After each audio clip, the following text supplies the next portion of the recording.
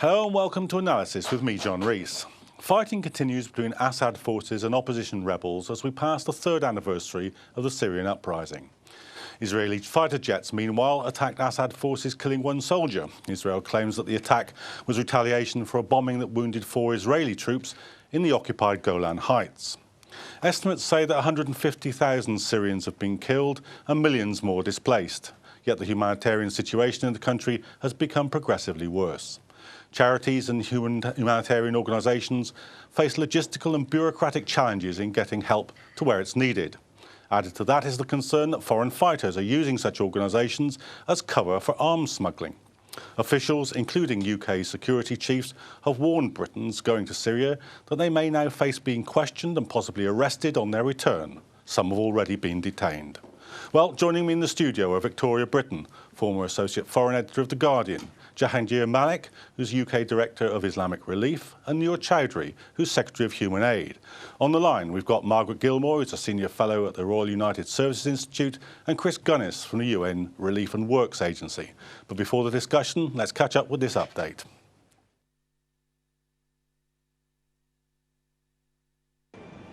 This week marks 3 years since the start of the Syrian civil war. To mark the day, girls in cities across the world and a Syrian refugee camp acted out the famous image, "There is always hope," originally painted on the Palestinian separation wall by graffiti artist Banksy. The conflict, which shows no sign of abating, has claimed over 140,000 lives, forced 2.5 million people to flee, and left over 4 million people internally displaced. The UN estimates that over 9 million people are currently in need of humanitarian assistance. There are also concerns about the pressure refugees are putting on neighboring countries Jordan, Turkey and Lebanon. UN officials have repeatedly called for Europe to relax its border controls in order to ease the growing humanitarian crisis on its doorstep. Syrian children drowning in the Mediterranean today after fleeing the conflict, the dramatic conflict of Syria, is something totally unacceptable. Borders need to be open everywhere. Visa policies need to be open everywhere. Over 3 million of the Syrians in need of humanitarian assistance are still in hard-to-reach areas due to fighting. This includes over 200,000 people trapped in areas besieged by government or armed rebel groups, such as the Yarmouk camp. The United Nations Security Council did unanimously agree a resolution on humanitarian access. The first thing is we've got to get aid into Syria. Those are where the tragedy is worse. That's where there's most need. And we've not got to put into practice that resolution, but we've also got to end the war so everyone can go home. According to a report issued by the Muslim human rights NGO Cage, British volunteers delivering aid in ambulances to Syria now face double the danger. They risk both being attacked by battling forces as well as being arrested on charges of terrorism on their way home. In a statement made last week, British Security Minister James Brokenshire said, "I understand the desire of people to want to help, but travelling out there puts them at direct risk and indeed may mean they come into contact with extremist organisations linked to Al-Qaeda, and they may even be radicalised and brutalised by the experiences they see. People should not travel to Syria." Over the past months, 16 Britons travelling back from Syria have been arrested, including former Guantanamo Bay detainee and human rights activist Mozambique. As the Syrian conflict continues into its third year, pressure mounts on the international community to ease the pain for the millions of ordinary Syrians in need of aid. Flaminia Giambalvo, Islam Channel. Well, before we get into the sort of politics of all this, let's just start by having some sense of the scale of the humanitarian crisis. Now, you've been very deeply involved in it. Just give us some sense of what's going on now. Well, we're in the third year of the crisis, and sadly we're celebrating or commemorating the third year of the anniversary of the crisis, and in which that almost over 9 million people have been affected, 150,000 as said in the report. Over 150,000 have been killed, and over 50% of those are children. So this is the worst humanitarian protracted crisis from conflict in the world today, involving more than one country, up to 4 or 5 countries, and with no end in sight. Aid organisations, British aid organisations that have been doing noble efforts in trying to get humanitarian aid and assistance inside of Syria, alongside global organisations for the last 3 years. there's a statement that I've been using since the beginning of this crisis, and that's sadly you can't resolve a political conflict through humanitarian intervention. It requires a political crisis, a political solution. So therefore, we are recognizing the limits in which that we're operating. It is ultimately the decision makers at the political level to be able to make a breakthrough, to be able to end this conflict, which is sadly not receiving that much progress. So we at the humanitarian level have to do our level best to be able to get the aid and assistance to those people who are in desperate need. OK, well, let me just bring in one of our guests on the line, Chris Gunnis, because I know that you've only got a short time with us, Chris. Is that a situation that you recognise as accurate, that really almost the problem of delivering aid is being overwhelmed by the depth of the political intractabilities here? Absolutely, and I particularly agree with what the last speaker said, that there can only be a political solution. There can be no military solution to this crisis. And I think the fact that UNRWA, which is delivering aid to Palestinians, we had before the conflict started 535,000 beneficiaries in Syria. In Yarmouk, we had the camp in Damascus, we had 160,000. And because of the fighting, that's been reduced to 18,000. And I think our problems there illustrate perfectly what's just been said. We have to rely on a local ceasefire. That local ceasefire is in the context of a siege of the camp and a heavy bombardment of the camp. So there's great anger, there's grief, there's mistrust, and therefore the humanitarian operation that we're mounting is extremely precarious. So since the 18th of January, UNRWA has been able to take into Yarmouk just 8,000 food parcels. Now, an UNRWA food parcel lasts a family for about 10 days, so you can do the math and work it out. We simply haven't got enough in, and that's why there are reports of widespread malnutrition among children, widespread reports of women dying in childbirth because of a lack of medical care. People in the 21st century in the capital city of a UN member state reduced to eating animal feed. Now, I think that shows the sheer depth and the pitilessness of this conflict. And, you know, as we've been saying, there can only be a political resolution. So do you think that any of this is likely to improve? Because I mean, you get this sense of, you know, people battling against the political and military realities of the situation to feed people. Is there any light at the end of the tunnel short of a political settlement? Well, look, I have several things to say about this. First of all, there has been a ceasefire in Yarmouk.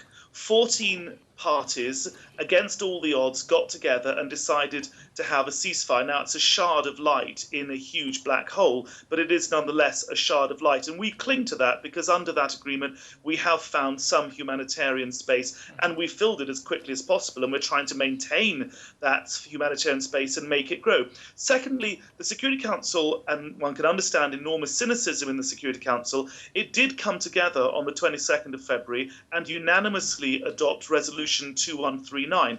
Now, operative paragraphs 5, 6 and 7 of that make it very clear that the parties on the ground have to facilitate humanitarian access and a long shopping list of other things, or expect further consequences. Now, one can be cynical and say, well, there won't be further consequences, but let's see, because that resolution gives humanitarian workers like us on the ground a yardstick with which to advocate. And finally, on the subject of advocacy, I think the fact that Yarmouk has been under the spotlight in the way that it has, we're putting today the iconic image of a huge crowd waiting for aid in Yarmouk, which has, you know, gone viral on the internet. That's going up on the main electronic billboard in Times Square in New York.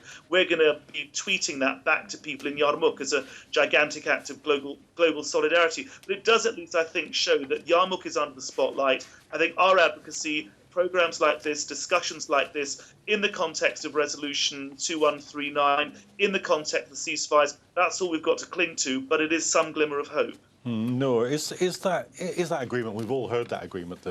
There's supposed to be an agreement to deliver aid, but I mean, it looks pretty much like a dead letter, doesn't it? Well, it is.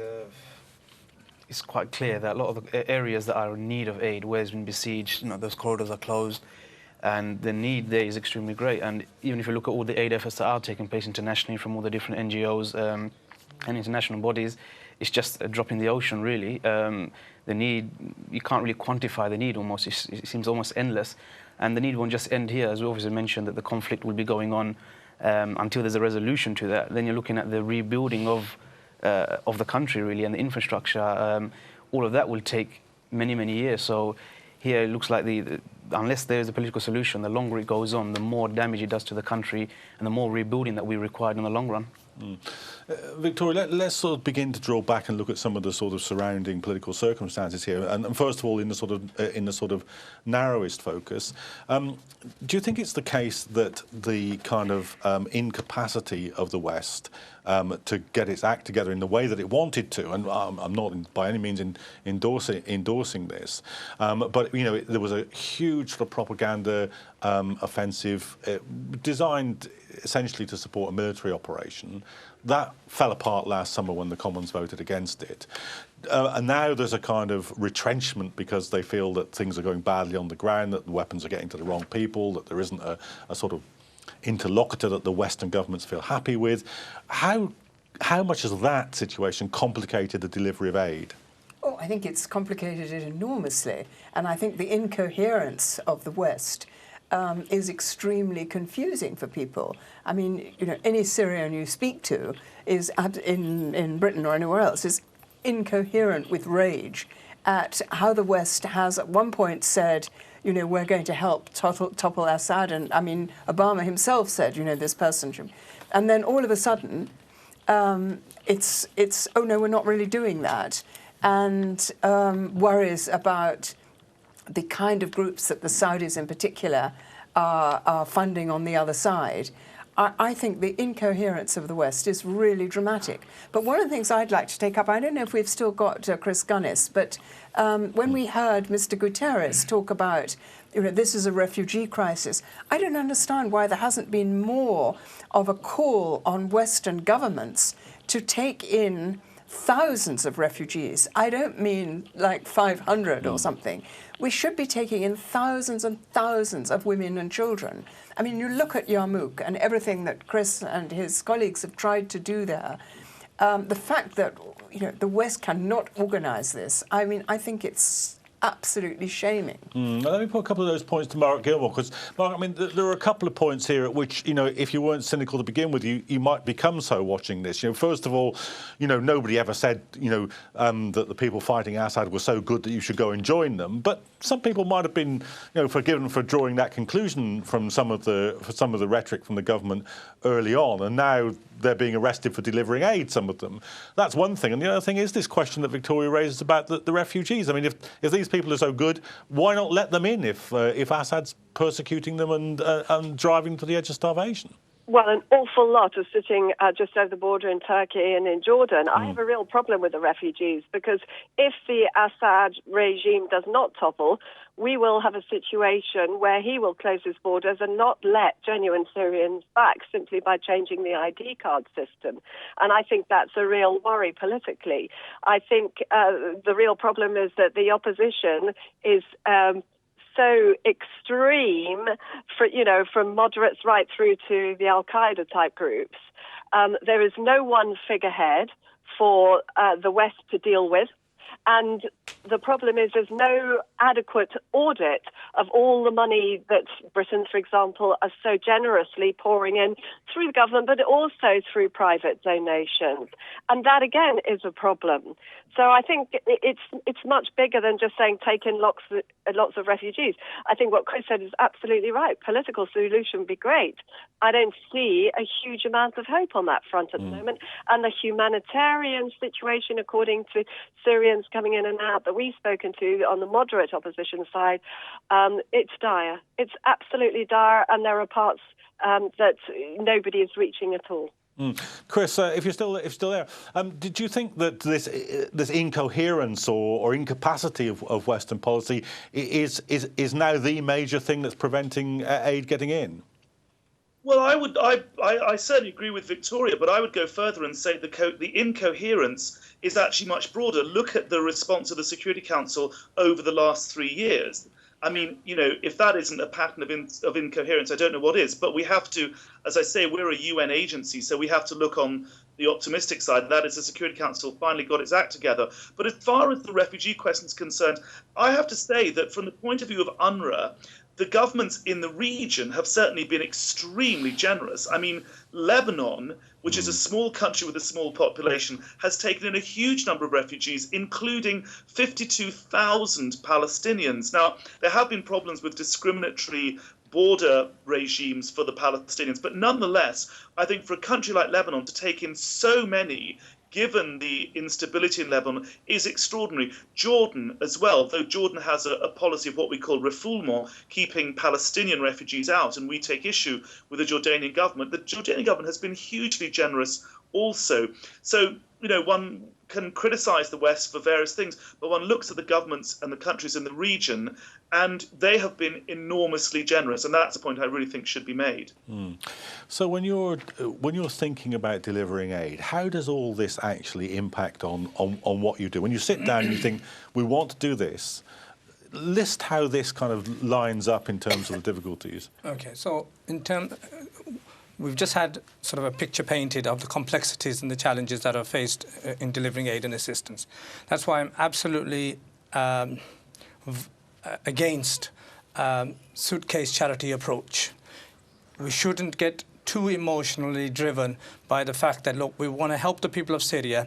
Let's pack a suitcase, let's get a car together, let's get across the border. It shouldn't be that way, because these are life-threatening situations. Now, we know this because we've been operating in conflict zones for over 3 decades, over 30 years, and I have a wealth of experience from Somalia to Afghanistan to Gaza to Yemen to Syria now. So this kind of depressing, sad situation on the ground is not unfamiliar to us. Each one is very different. Do you think the government should have made that clearer earlier on? Because now, when they fear where the arms are going, when they don't like the complexion of the groups, they're saying, don't go to Syria, don't go near this. But early on, we didn't hear that kind of warning, did we? If we separate the two issues, one, the humanitarian effort. And I think that Britain has to be commended on its humanitarian effort in playing a leading role in ensuring that over £600 million of aid and assistance from the British public, from the government defeat and the taxpayers' money and so forth, under very difficult times and circumstances in which that we live in today, aid and assistance is still making its way across into Syria. Secondly, the complexities of that have to be recognised to ensure humanitarian aid organisations are impartial, neutral, independent, and not one side or the other. People always ask us, what side are you on? We're on the side of the civilians who are in desperate need of the humanitarian aid and assistance. That can be very complicated and challenging, as is the case when we were operating in south-central Somalia and in other parts of the world. Therefore, when we're operating in places like Syria, we have to recognise and take into consideration all the complexities on the ground to ensure that impartiality, neutrality and independence is at the core of our aid and assistance. Okay. So we're asked, is it on the government side? Is it on the free side? It's in any side that we can get access to. Okay, Mark Gilmore. Just before we have to say goodbye to you from the first part, but just let me ask you about Obama's up-and-coming visit, because you were mentioning the kind of rupture with the Saudi regime over who they're backing. Do you think the Americans are trying to put that relationship back together a bit towards the end of this month? I'm not really across that enough to be commenting, but I'm sure that is the case. And what do you think? And what do you think about the sort of balance of rhetoric that we've heard? Do you think it's shifted now much more firmly towards the government saying don't go there, or don't go there as an individual? I can talk about the UK position, yes, and there's no doubt that they want to be very clear. The really good aid convoys going across very professionally, vetting the people they're taking very openly money and medication and the things that are needed will not be stopped. But individuals described in the way we've just heard from the last speaker who come back may be stopped and asked, what were you doing? How did you do it? Why did you do it? Why didn't you go with a convoy? So I think that you can give the aid if you want to, if you're a doctor who wants to go, but you need to be able to prove that you haven't gone there for another way. No, is that how you're experiencing it? Is that the case, that if you make that clear enough, then it's not a problem? Well, What we did is we recently had a convoy back in December that we took part in, and we did go through a very stringent, that's within our own policies, processes, a vetting process of those who were taken. Those who were taken were only really volunteers that have already been volunteering with the charity. Again, we were liaising with Dover Police, with Kent Police, sorry, for the crossing. We had arranged everything through the Turkish consulate for crossing into Turkey. So we took all the measures, and it was all very much clear and open as to who was going, what aid was being taken and coming back. And went through the process without any stops throughout the journey, and on the return we had a very smooth kind of return back. OK, well, I'm going to have to stop you there because that's the end of the first half, but we will be looking at the wider issues in the region and in the Syrian conflict itself in the second half of the programme, so rejoin us after the break.